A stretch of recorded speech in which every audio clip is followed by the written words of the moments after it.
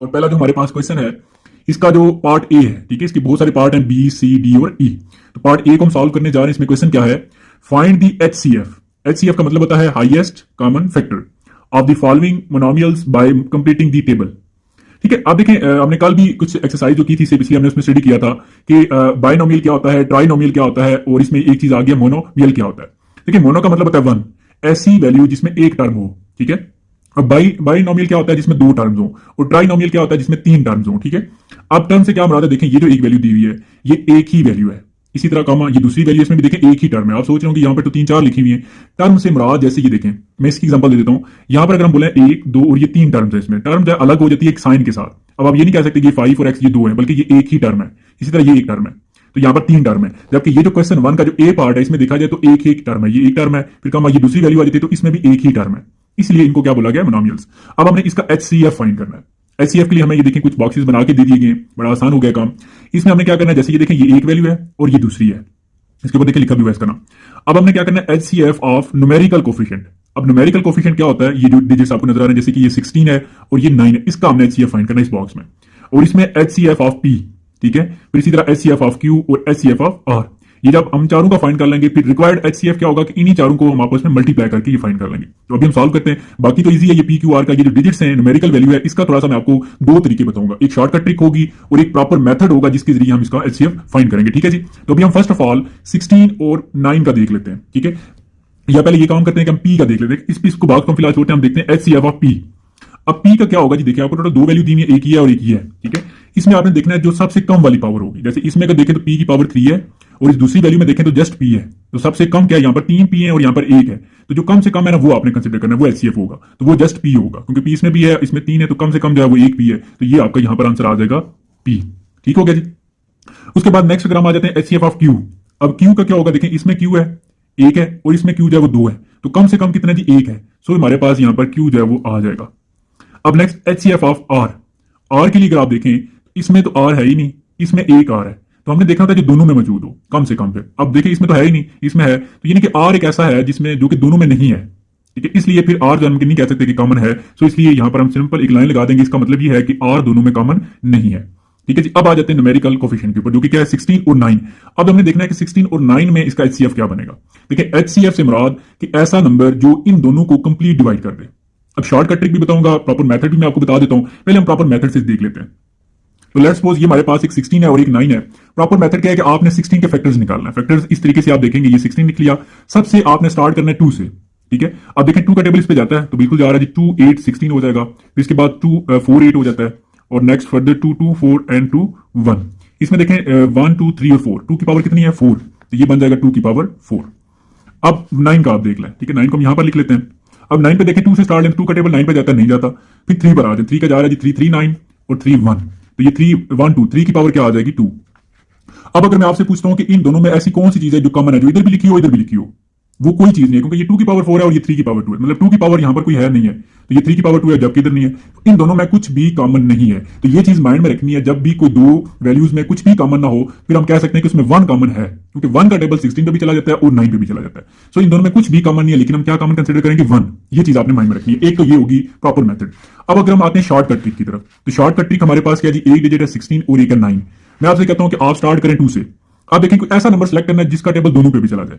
अब देखिए 2, क्या 2 का टेबल दोनों पे जाता है, 2 का टेबल इस पे तो जा रहा है लेकिन इस पे नहीं जाता, फिर आप 2 की जगह 3 पर आ जाए, अब 3 का टेबल इस पे जा रहा है लेकिन इस पे नहीं जाता, फिर नेक्स्ट 4 का इस पे चला जाता है लेकिन इस पे नहीं जाता, फिर 5 का दोनों पे नहीं जा रहा, 6 का भी दोनों पे नहीं जाता, 7 भी नहीं है, 8 भी नहीं है, 9 का आगे इस पे चला जाएगा लेकिन इस पे नहीं जाता, फिर आगे 10। अब देखिए अब ये बात आ गई है कि 10 का टेबल इस पे भी नहीं जाता और इस पे भी नहीं जाता, और 10 से ऊपर, क्योंकि 10 जो है वो 9 से ऊपर चला गया। अब इससे ऊपर जितने भी नंबर होंगे किसी का टेबल भी 9 पे नहीं जाएगा। सो इट्स मीन ऐसा कोई भी नंबर नहीं है कि जिसका टेबल दोनों पे जाए। ठीक है, तो हम सिंपल कह सकते हैं 1 एक ऐसा है, 1 आप कंसिडर कर लें, जब कुछ भी ना हो तो आपने 1 कंसिडर भी करना है। तो 1 एक ऐसा नंबर है जिसका टेबल 16 पे भी जाता है, 9 पे भी जाता है। सो इसका हमारे पास जो आएगा वो क्या आएगा जी, यानी कि हमारे पास 1 आ जाएगा। तो यहां पर कॉमन नंबर हम इसका क्या लिख लेंगे 1। अब आपने क्या करना है, चारों चीजें क्लियर होगी। अब आपने इन चारों को आपस में मल्टीप्लाई करके जो फाइनल इसका एचसीएफ है वो फाइंड कर लेना है। तो अब अगर इन चारों को आप मल्टीप्लाई करें तो ये पी क्यू बन जाएगा, पी क्यू को जब आप 1 से मल्टीप्लाई करेंगे तो ये फाइनल पी क्यू ही आएगा। ठीक हो गया जी, तो ये आपका फाइनल इसका एचसीएफ आ गया इस टर्म का। अब नेक्स्ट देखें जी, नेक्स्ट सबसे पहले हम पी क्यू और आर को देख लेते हैं, फिर न्यूमेरिकल नंबर को देखेंगे। तो देखें जी पी को देखें, पी की पावर 3 है, इसमें ये देखें 3 वैल्यू है, एक ही है, ये कॉमन जो है ना ये सेपरेट कर रहा है, एक वैल्यू ये दूसरी और ये तीसरी। इसमें p की पावर 3 है, इसमें p की पावर 2 है और इसमें भी p की पावर 2 है। जो सबसे कम देखा जाए ना तो वो p की पावर 2 है, यानी कि जो कम से कम होगा वो आपका HCF आ जाएगा। तो यहां पर p की पावर 2 जो है वो कम से कम है, तो यहां पर हम लिख लेंगे जी p की पावर 2। ठीक हो गया। उसके बाद नेक्स्ट आप आ जाए q के ऊपर। तो q आप देख लें, तो q को अगर हम देखें तो इसमें q की पावर 2 है, इसमें सिंपल AQ है और इसमें भी AQ है। तो कम से कम अगर तीनों में देखा जाए तो AQ जो है ना वो तीनों में है, जो ठीक है कम से कम ये q की पावर 2, ये q और ये q, तो AQ जो है इसका फाइनल इसका आंसर आ जाएगा। अब अगर आप R को देखें, एक R इसमें है, इसमें भी एक R है और इसमें 2 है, R की पावर 2 है, जो कम से कम है वो एक R है। सो आप क्या कर देंगे यहां पर R लिख लेंगे। अब आ जाते हैं जी न्यूमेरिकल डिजिट्स के ऊपर। अब इसमें हम पहले तो शॉर्टकट ट्रिक्स को फॉलो करते हैं, फिर हम प्रॉपर मेथड की तरफ जाते हैं। अगर हम शॉर्टकट ट्रिक को देखें तो आपने देखना है कि ऐसा कौन सा टेबल है जो तीनों पे जाए, आपने स्टार्ट 2 से ले लेना है। तो अगर कोई भी ना हुआ तो फिर आपने 1 कंसीडर करना है। अब देखिए 2 का टेबल इस पे जा रहा है लेकिन इन दोनों पे नहीं जाता, 2 को आप छोड़ दें। आप 3 पर आ जाए, 3 का टेबल इस पे जा रहा है लेकिन इन दोनों पे नहीं जाता, 3 को भी छोड़ दें। फिर 4 का तो किसी पे भी नहीं जाता। 5, अब 5 एक ऐसा नंबर है जो इसको भी डिवाइड कर देता है, इसको भी डिवाइड कर रहा है और इसको भी डिवाइड कर रहा है। ये नहीं देखना कि इसको डिवाइड करके क्या आंसर आता है, बस ऐसा नंबर जो तीनों को डिवाइड कर दे। तो वो 5 एक ऐसा डिजिट है जो तीनों को डिवाइड कर रहा है। सो इट्स मीन हमारे पास यहां पर क्या आ जाएगा, 5 आ जाएगा। ये शॉर्टकट ट्रिक है। अगर आप प्रॉपर मेथड की तरफ जाएं, वो जैसे मैंने आपको बताया कि आप इन तीनों के अलग अलग फैक्टर्स निकालेंगे।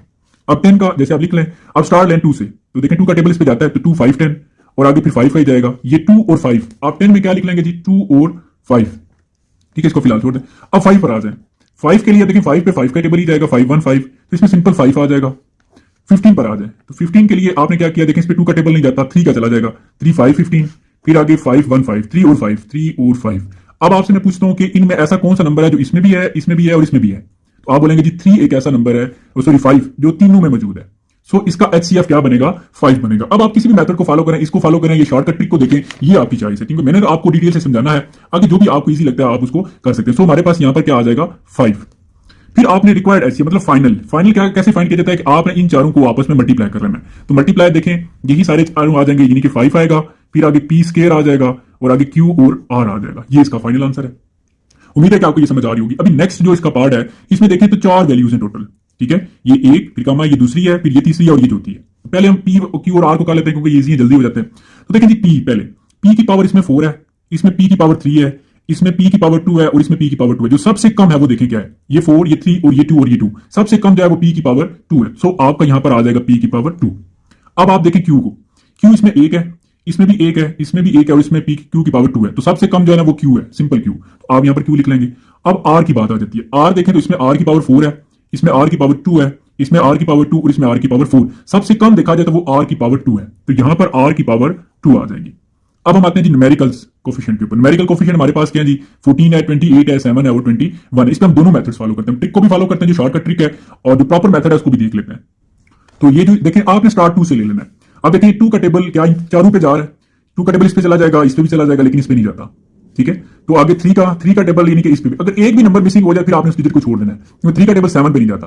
फिर आगे 4 का टेबल भी 7 पे नहीं जाता, आप छोटे नंबर को टारगेट करें।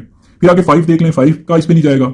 6 का टेबल भी 7 पे नहीं जाता, बाकी पे शायद चला जाए लेकिन इस पे नहीं जाएगा। हम टारगेट इसको कर रहे हैं, एक भी नंबर मिसिंग हो जाए वो आपका नंबर सेलेक्ट नहीं होगा। 7, अब 7 का टेबल इस पे जा रहा है, 7 का टेबल 14 पे भी जाता है, 7 2 14, 7 का 28 पे भी जाता है, 7 4 28, 7 का 7 पे भी चला जाता है, 7 1 7, और 7 का 21 पे भी जाता है, 7 3 21। ये मैटर नहीं करता इसको मतलब कैंसिल करके क्या नंबर आता है। आपने ये देखना है कि ऐसा कौन सा नंबर है जिसका टेबल इन चारों पे जा रहा है, तो वो 7 है जी। 7 का यानी कि इन सब पे जा रहा है। सो इसका फाइनल आंसर क्या आ जाएगा, यहां पर 7 आ जाएगा। बाकी जो मैंने ट्रिक बताई अगर आप उसको फॉलो करें उसके जरिए भी आपको पता चलेगा कि 7 एक ऐसा नंबर है जिसका टेबल जा रहा है। सो हम इसी को फॉलो करते हैं और आगे कंटिन्यू करते हैं। ये हमारे पास 7 आ गया। अब आपने फाइनल जो रिक्वायर्ड HCF वो कैसे फाइंड करना है, इन चारों को मल्टीप्लाई कर लेना है। तो ये चारों मल्टीप्लाई होकर क्या आ जाएंगे 7, आगे p स्क्वायर, फिर आगे q और r का स्क्वायर। तो यहां पर ये जो आपका पार्ट ए है क्वेश्चन 1 का ये कंप्लीट हो जाता है। अभी हम नेक्स्ट पार्ट बी की तरफ आते हैं। ठीक है जी, अब पार्ट बी क्या है, if all common factors with least power of 3 unknown polynomial. और अच्छा यहां पर जरा एक बात समझने वाली है, ठीक है, 3 अननोन पोलिनोमियल्स। ठीक है, जैसे आप सपोज कर लें कि ये वाला जो पार्ट है इसमें देखिए 3 पोलिनोमियल्स है, 1 2 और 3। यहां पर तो हमें तीनों पता है ना, और इस पार्ट बी में वो क्या कह रहा है कि 3 कोई पोलिनोमियल लेकिन अननोन है, हमें पता नहीं है कि वो 3 कौन सी है। लेकिन उनका जो HCF आता है ना, देखें इसका जैसे इनका HCF ये आता है। ठीक है, ये चारों फैक्टर्स अलग अलग। इसी तरह वो कहता है जो 3 अननोन पोलिनोमियल्स है उनका क्या आएगा जी HCF, एक आ रहा है 2 की पावर 2, एक 3, एक PQ और एक जो है ना P plus Q whole power 2। ठीक है, यानी कि आप यूं समझें कि ये वाला पार्ट समझ लें माइंड में। ठीक है, कि ये 3 अननोन है सपोज, और जैसे हमने इनका ये HCF बनाया हुआ है 4 इसके, इसी तरह क्योंकि इसमें तो हमें तीनों पता है और आगे इनका ये HCF भी पता चल गया। अब इस क्वेश्चन में क्या हुआ कि वो 3 अननोन हमें पता नहीं है इस तरह, लेकिन ये चीज समझ हमें बता दी गई है। तो मैं अब आपसे पूछता हूं, अगर ये चीज आपको पता हो ये चारों, तो आप एचसीएफ कैसे फाइंड करते हैं? इन्हीं चारों को मल्टीप्लाई करके। सो इसमें लेट्स सपोज हमें कोई मसला नहीं करा, हमें तीनों नहीं पता वो, लेकिन उनका आंसर या एचसीएफ तो पता चल गया चारों का। सो इनका फाइनल जो एचसीएफ आएगा वो इन चारों को हम आपस में मल्टीप्लाई करके इसका फाइनल एचसीएफ फाइंड कर लेंगे। तो अभी हम देखते हैं जी ये कैसे होता है। सो इसका एचसीएफ क्या बनेगा जी? एचसीएफ वो होगा कि आपने जैसे इनको मल्टीप्लाई करते थे इनको भी मल्टीप्लाई कर लेना, ठीक है? वो क्या है? 2 की पावर 2, फिर आगे 3, फिर इसके बाद पी क्यू है और नेक्स्ट पी प्लस क्यू का होल स्क्वायर है। अब देखिए 2 की पावर 2 क्या होता है जी? 2 की पावर 2 4, और इसको आप एज इट इज बाकी लिख लें, पी क्यू और ये पी प्लस क्यू होल का स्क्वायर। अब आप देखें ये 4 3 ये हो जाएगा 12, बाकी तो सारा एज इट इज आ जाएगा क्योंकि ये आपस में मजीद सॉल्व नहीं हो सकता, तो ये हम इसको एज इट इज लिख देंगे, ठीक है? ये हो सकता है बस, लेकिन ये इतना काफी है कि हमने इसको मल्टीप्लाई कर देना। तो यही आपका फाइनल आंसर है। उम्मीद है कि आपको ये समझ आ गया होगा कि इसमें 3 अननोन थे जो कि हमें नहीं पता थे, ठीक है? हमें कोई इशू नहीं, अगर हमें ये चीज नहीं पता, अगर हमें ये चीज पता चल जाती है तो हम एचसीएफ फाइंड कर सकते हैं, ठीक है? आगे जी नेक्स्ट इसका पार्ट सी है, right any 2 polynomials of your choice having HCF as 1। अच्छा, यहां पर मैंने आपको एक बात यहां पर बताई थी कि जब भी ये जैसे ये एक वैल्यू है और ये की वैल्यू, इनमें कुछ भी कॉमन नहीं होगा। जैसे 16 और 9 में, 16 और 9 में जब कुछ भी कॉमन नहीं था तो हमने क्या कंसिडर किया था? 1। तो इसका मतलब जब भी किसी वैल्यूज का पोलिनोमियल्स का एचसीएफ 1 आ रहा है, इट्स मीन उनमें दोनों में अगर 2 हैं उन दोनों में कुछ भी कॉमन नहीं है। ये बात आपने माइंड में रखनी है कि एचसीएफ अगर 1 आ रहा है तो इट्स मीन उन दोनों में अगर 2 वैल्यूज हैं उनमें कॉमन कुछ भी नहीं है।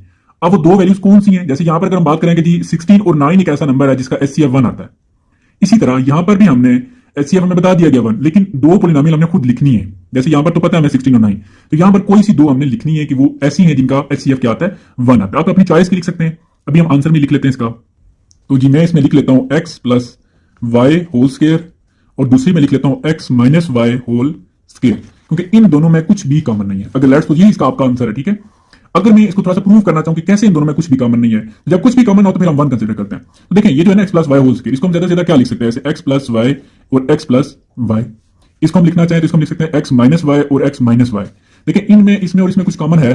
कोई भी ऐसी चीज नहीं है जो दोनों में कॉमन हो। सो 1 फिर हम कह सकते हैं 1 जो है ना वो 1 होता है। इसमें हम लिखें 1 होता है, इसमें भी 1 होगा, सो 1 होता है। तो ये 2 आपका फाइनल जो है इसका आंसर है, ठीक है जी? ये एज मैंने आपको ट्रिक बता दी और ये फाइनल आपका आंसर आ जाएगा। आगे जी नेक्स्ट पार्ट डी है, the only common factor of 2 polynomial. जैसे कोई 2 पोलिनोमियल है, फॉर एग्जांपल जैसे ये 2 थी, ठीक है? इसी तरह कोई भी 2 है, उन दोनों में जो चीज कॉमन है वो क्या है? m minus n।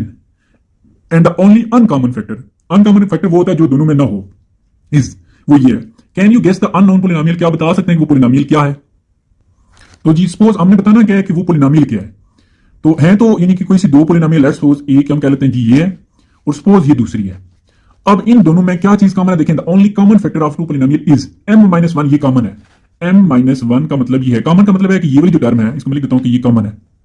अब इसका मतलब ये है कि ये कॉमन होने से मुराद ये इसमें भी है और इसमें भी है, यानी कि m माइनस 1 इधर भी है और m माइनस 1 इधर भी है, ठीक हो गया? अब दूसरी चीज क्या थी? The only uncommon factor, uncommon, ठीक है? मैं यहां पर लिख देता हूं अनकॉमन। अनकॉमन से मुराद दोनों में नहीं है, किसी एक में हो सकता है। वो क्या है? m स्क्वायर, ठीक है? m स्क्वायर और प्लस n स्क्वायर। अब देखिए अनकॉमन होने से मुराद ये एक ऐसी वैल्यू है जो दोनों में नहीं है, किसी एक में हो सकती है। फॉर एग्जांपल हम इधर लिख देते हैं कि m square plus n square. अब देखिए मैं दोबारा से रिपीट कर रहा हूं कि उसने ये बोला कि कुछ पोलिनोमियल है 2, जैसे एक और ये 2, हमने कह दिया एक्सपोज एक ये है और एक ही है, हमें पता नहीं, हमें जस्ट लाइन लगा दी है। उसने बोला जी दोनों में जो चीज कॉमन है वो ये है। अब कॉमन से मुराद वो इधर भी होगी फिर इधर भी होगी, वो हमने दोनों तरफ लिख दी। फिर उसने बोला जी कि जो अनकॉमन है, मतलब अनकॉमन से मुराद दोनों में नहीं है, किसी एक में है। आप इसमें लिख दें या इसमें लिख दें, आपकी चॉइस है। मैंने इसमें लिख दिया, ठीक है? अब ये देखें, अब आप देखें ये आपको समझ आ गया कि ये m minus 1 sorry m minus n और एक ये आपका जो है 2 पोलिनोमियल एक्चुअली, और यही आपका फाइनल आंसर है। जब आप आंसर लिखेंगे तो उस आंसर में आप जो है वो ये चीज लिख देंगे, ठीक है जी? ये आपका आंसर है। उम्मीद है कि आपको ये समझ आ गया होगा। अब जी नेक्स्ट पार्ट इसका ई है, can you guess HCF of 2 polynomial. ये 2 पोलिनोमियल, एक ही है और एक ही है, विदाउट एनी प्रोसीजर, मतलब बगैर सॉल्व किए, बगैर किसी प्रोसीजर के डायरेक्ट आप बता सकते हैं कि इसका और इसका एचसीएफ क्या होगा। एक तो मेथड हम ये फॉलो कर रहे थे ना, इसको छोड़ के आपने डायरेक्ट बताना है। अच्छा, इन 2 पोलिनोमियल पे अगर आप गौर करें तो ये दोनों एक जैसी हैं, थोड़ा इसकी तरतीब आगे पीछे है। देखें इसमें एक्स क्यूब है, इसमें एक्स क्यूब पहले और इसमें बाद में है, फिर 5x है, इधर भी 5x है, इसमें 1 है, इसमें भी 1 है। तो ये दोनों एक जैसी वैल्यू है, क्योंकि जस्ट इनकी तरतीब आगे पीछे, इससे कोई फर्क नहीं पड़ता, यानी कि दोनों सेम है। तो यहां पर आपने सिर्फ इस क्वेश्चन के लिए नहीं बल्कि ये चीज माइंड में रखनी है कि जब भी 2 वैल्यू सेम आ जाए, ठीक है? मैं यहां पर लिख देता हूं ई का आंसर, जब भी 2 वैल्यू सेम हो उनका एचसीएफ भी वही वैल्यूज खुद ही होती है। फॉर एग्जाम्पल मैं एग्जाम्पल दे देता हूं कि जी 5 है एक नंबर, एक वैल्यू 5 है, दूसरी भी 5 है, ठीक है? अब आपसे मैं पूछता हूं कि इन दोनों में कॉमन क्या है, इसका एचसीएफ क्या है? एचसीएफ मुराद ऐसा टेबल जो दोनों पे चला जाए, ठीक है? वो 5 खुद ही होता है, 5 का टेबल इस पे भी जाएगा, इस पे भी जाएगा। इसी तरह आप कुछ और लिख लें, लाइक ये नंबर लिख लिया, ठीक है? तो इसका यानी कि सेम यही आंसर ही बनेगा। अगेन रिपीट कर रहा हूं, फिर इसको आपने क्या लिखना है, इसका आंसर क्या आ जाएगा, एक्स क्यूब प्लस 5x और प्लस 1, इसका ये बन जाएगा जी HCF। ठीक हो गया। अगेन रिपीट कर रहा हूं, कोई भी आ जाए अगर दोनों वैल्यू सेम है, उनका HCF भी वही टर्म होगी, दोनों में से कोई एक कर लें तो वो आपका HCF होगा। इस तरीके से आप गैस कर सकते हैं, फौरन बता सकते हैं बगैर किसी प्रोसीजर के। ठीक है जी, आगे जी।